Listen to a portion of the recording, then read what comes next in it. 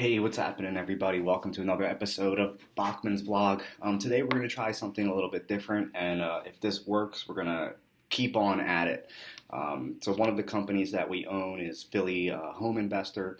We buy and sell residential properties, usually properties that need a lot of work. So some of the things that we're going to talk about in this Tales of Wholesaling is some of the things that you don't really hear about in the forums or any of the gurus talk about. All you hear about wholesaling is how to get rich quick or how to get involved in real estate with no money down, blah, blah, blah, blah, blah. But people don't talk about the things that can go wrong. What are some things that happen that prevents you from closing on a property?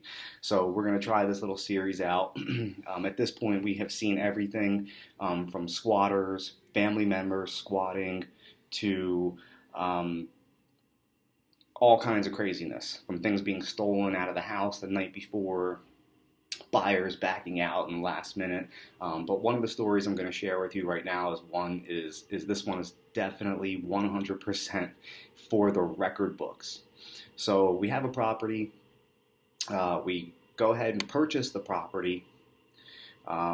We actually have a buyer for the property right away. So within 24 hours, we already sell this property. We're looking to make about $10K on this deal. It's a home in the North Philly section of Philadelphia. Great deal for us because we were in and out of the transaction. So we go ahead, wrap it up, send everything over to title.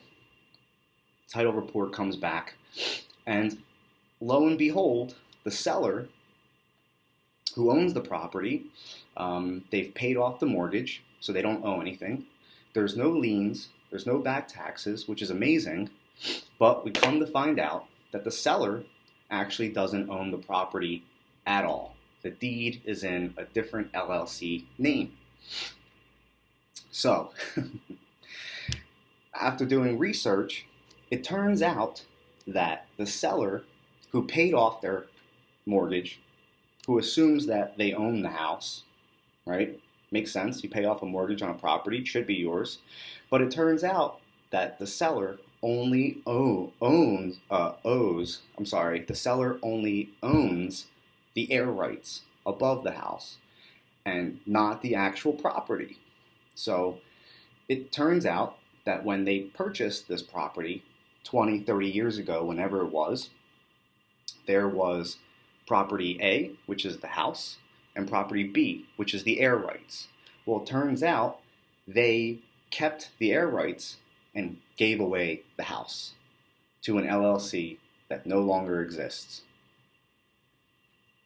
So now these people have a house that they've paid off that now they cannot legally sell because they only own the air above the house.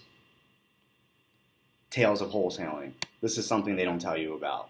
And I lost money on that deal because we can't close. The only thing that the seller can do is go ahead and get an attorney, and who knows how long something like that could even take.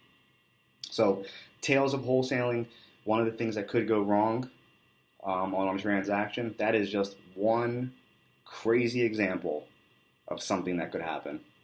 If you enjoyed this, leave a comment, share, like with other real estate investors. This way we'll keep it going, and every week I'll drop another crazy story that are all for the record books. Thanks for tuning in. Look forward to seeing you on another episode. Thanks again, and remember, if you're not evolving, you're dying.